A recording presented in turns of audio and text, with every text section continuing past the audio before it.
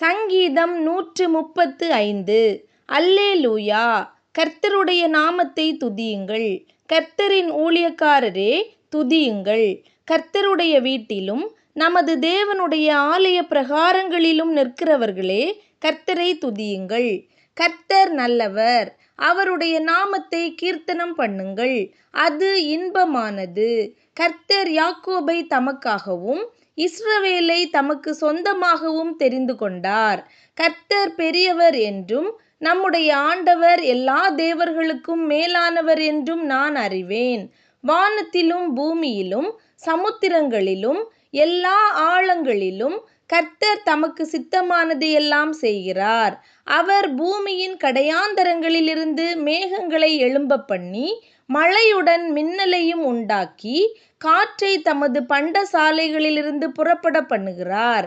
அவர் எகிப்திலே மனுஷருடைய தலைப்பிள்ளைகளையும் மிருகத்தின் தலையீற்றுகளையும் அடித்தார்.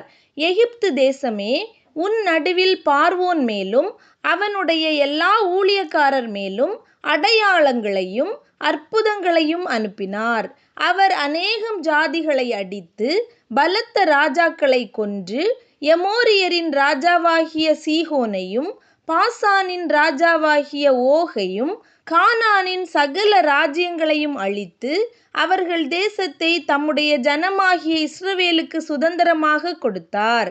கர்த்தாவே, உம்முடைய நாமம் என்றைக்கும் உள்ளது. கர்த்தாவே, உம்முடைய பிரஸ்தாபம் தலைமுறை தலைமுறைக்கும் இருக்கும். கர்த்தர் தம்முடைய ஜனத்தின் நியாயத்தை விசாரித்து தம்முடைய ஊழியக்காரர் மேல் பரிதாபப்படுவார். அஞ்ஞானிகளுடைய விக்கிரகங்கள் வெள்ளியும் பொன்னும் மனுஷருடைய கைவேலையுமாயிருக்கிறது.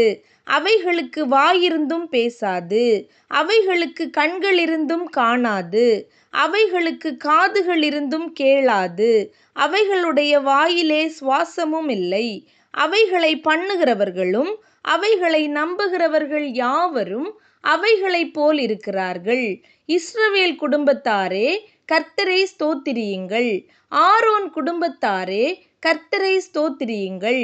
லேவி குடும்பத்தாரே, கர்த்தரை ஸ்தோத்திரியுங்கள். கர்த்தருக்கு பயந்தவர்களே, கர்த்தரை ஸ்தோத்திரியுங்கள். எருசலேமில் வாசம் பண்ணுகிற கர்த்தருக்கு சீயோனிலிருந்து ஸ்தோத்திரம் உண்டாவதாக. அல்லேலூயா.